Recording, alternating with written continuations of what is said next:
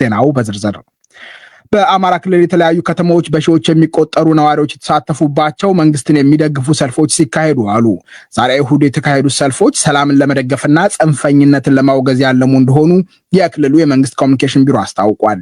ከሰልፈኞቹ መካከል የጠቅላይ ሚኒስትር አብይ አህመድና የምክትላቸው ተመስገን ጥሩነህን ጨምሮ የመንግስት ከፍተኛ ባለስልጣናት ፎቶግራፎች የያዙ ተሳታፊዎች ታይተዋል። የክልሉ የመንግስት ኮሚኒኬሽን ቢሮ በተረጋገጠ የፌስቡክ ገጹ ያሰራጫቸው ምስሎች ባህር ዳር፣ ጎንደር እና ደብረ ማርቆስን ጨምሮ ወደ 40 በሚጠጉ ከተሞች ሰልፎች መካሄዳቸውን ይጠቁማሉ። መንግስት ህግ በማስከበር የንጹሃን ሰዎችን ገዳዮች ለህግ ያቅርብልን የሚለውን ጨምሮ የተለያዩ መፈክሮች በሰልፎቹ ታይተዋል። ሰልፎቹ የተካሄዱት በአማራ ክልል የጸጥታ አስከባሪዎችና የፋኖ ታጣቂዎች የገጠሙት ውጊያ ሁለተኛ ዓመቱን በደፈነበት ወቅት ነው። ባለፉት 2 ዓመታት አንድ ጊዜ ሞቅ ሌላ ጊዜ ቀዝቀዝ በሚሉት የጸጥታ አስከባሪዎችና የታጣቂዎች ውጊያዎች በርካታ ንጹሃን ሰዎች መገደላቸውን፣ የህክምና ተቋማትን የመሳሰሉ ሲቪል መሰረተ ልማቶች መጎዳታቸውን የሰብአዊ መብቶች ተሟጋቾች ይፋ ያደረጓቸው ሰነዶች ይጠቁማሉ። የኢትዮጵያ ፌዴራላዊ ዴሞክራሲያዊ አንድነት መድረክ ቁልፍ የዴሞክራሲ ተቋማት ገለልተኛ ለመሆንና በተቃዋሚ ፓርቲዎች ላይ የሚደርሰውን ጫና ወገዘ። 4 ፓርቲዎችን በአባልነት ያቀፈው መድረክ የኢትዮጵያ የፖለቲካ ምህዳር በከፍተኛ ሁኔታ መጥበብ የዴሞክራሲን ጉዞ ከሚያደናቅፉ ተግዳሮቶች አንዱ እንደሆነ አስታውቋል። ግንባሩ ትላንት ቅዳሜ በአዲስ አበባ 17ኛ መደበኛ ጉባኤውን ካካሄደ በኋላ ባወጣው መግለጫ በ2018 ይካሄዳል ተብሎ ለሚጠበቀው አጠቃላይ ምርጫ በብርቱ እንደሚዘጋጅ ይፋ አድርጓል። በጉባኤው አቶ አምዶም ገብረስላሴ የመድረክ ሊቀመንበር፣ አቶ ሱልጣን ቃሲም ምክትል ሊቀመንበርና የህዝብ ግንኙነት ኃላፊ ሆነው ተመርጠዋል። አቶ አምዶም የአረና ሊቀመንበር ሲሆኑ አቶ ሱልጣን ቃሲም ደግሞ ከኦፌኮ ከፍተኛ አመራሮች አንዱ ናቸው። አረና ትግራይ ለዴሞክራሲና ሉዓላዊነት፣ የኦሮሞ ፌዴራሊስት ኮንግረስ፣ የሲዳማ አርነት ንቅናቄና የአፋር ህዝብ ፍትህና ዴሞክራሲ ፓርቲ 4ቱ የመድረክ አባላት ናቸው። መድረክ አዳዲስ ፓርቲዎችን በመቀበል የአባላቱን ቁጥር የማስፋት ፍላጎት እንዳለው አስታውቋል።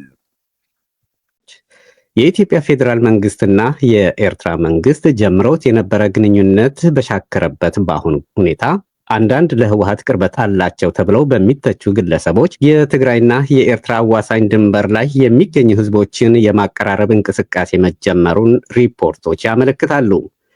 የኢትዮጵያ ብሔራዊ ምርጫ ቦርድ ከፓርቲነት የሰረዘው ህወሓት ሊቀመንበር የሆኑት ዶክተር ደብረጽዮን ገብረ ሚካኤል በቅርቡ በተካሄደው የሐውዜን ሰማዕታት ቀን ተገኝተው ካደረጉት ንግግር በኢትዮጵያ ድንበር በሚገኘው የትግራይ አካባቢዎች የተጀመረው የህዝብ ለህዝብ ግንኙነት እንደሚደግፉ ገልጸዋል።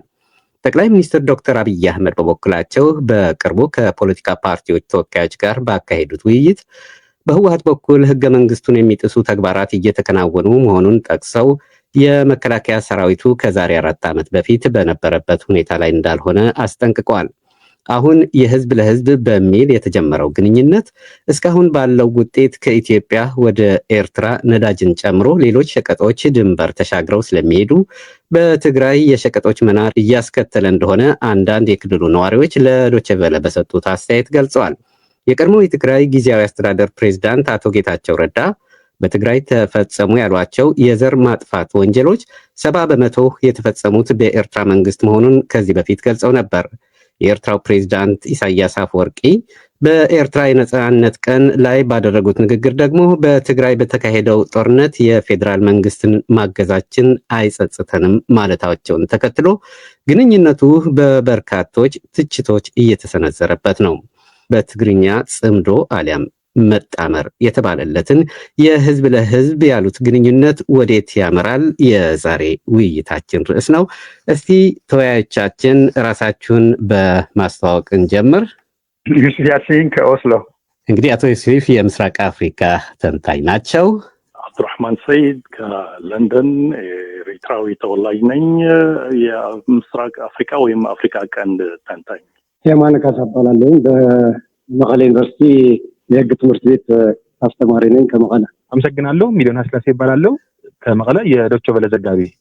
በጣም አመሰግናለሁ ተወያዮቻችን። እንግዲህ ለመጀመሪያ ያህል በኢትዮጵያና ኤርትራ መካከል ያለው አሁናዊ ሁኔታ ምን ይመስላል? እስቲ በአብዱራህማን ልጀምር። አመሰግናለሁ። ሁኔታው ትንሽ ግንኙነታቸው በጣም እየሻከረ ነው እየሄደ ያለው። ወደ ጦርነትም እንዳይደርስ ያሰጋል።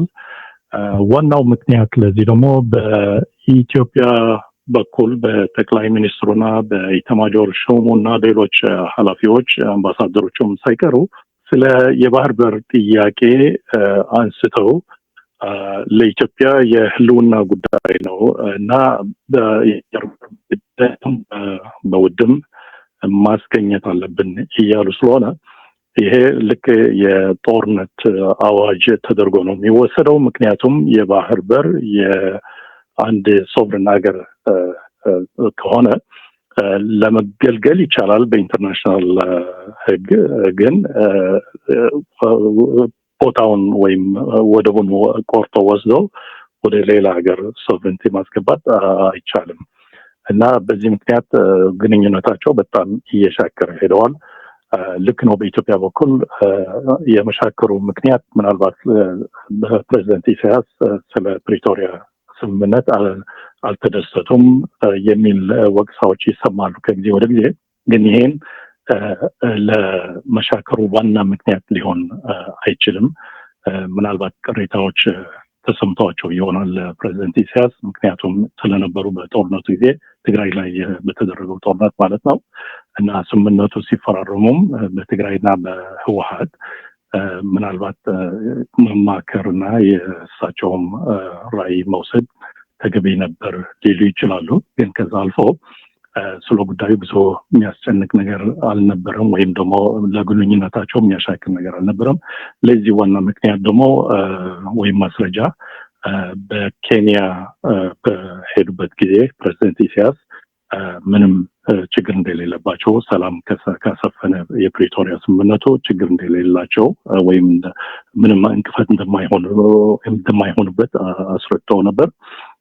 አስመራ ውስጥም ካደረጉት አንድ የእርሳቸው ቃለ መጠይቅ ራሱ የፕሪቶሪያ ስምምነቱ በአሜሪካ ኢምፖዝድ እንደሆነ በሁለቱ ኃይላት ላይ በህወሓትና በአሜሪካ ነው ኢምፖዝ የሆነው እና ለኢትዮጵያ ምናልባት በአሜሪካ ጫና ብዙ ልትወጣው ስለማትችል ተገዳ ገብታበታለች የሚል አስተያየትም ሰጥተው ነበር እና ይሄ ሁሉ የሚያሳየው ምንድነው ፕሬዝዳንት ኢሳያስ ጠቅላይ ሚኒስትር አብይ አህመድ እዚህ ስምምነት ላይ መግባታቸው እስከ ጥላቻ የሚያስደርስ ነገር እንዳልሆነ ነው የሚያሳየው እነዚህ ሁለት ማስረጃዎችን ለማለት ነው።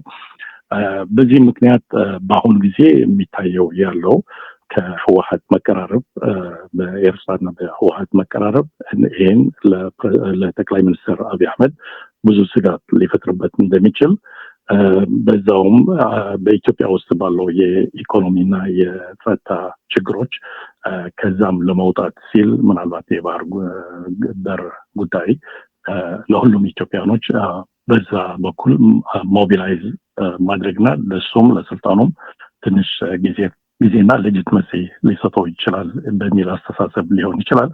ሁኔታዎቹ በጣም አደገኛ ጠርዝ ነው ደርሰው ያሉት። ግን ወደ ፍጹም ጦርነት ይገባሉ ወይም አይገቡም፣ ይሄ ምናልባት አብረን የምናየው ነገር ሊሆን ነው።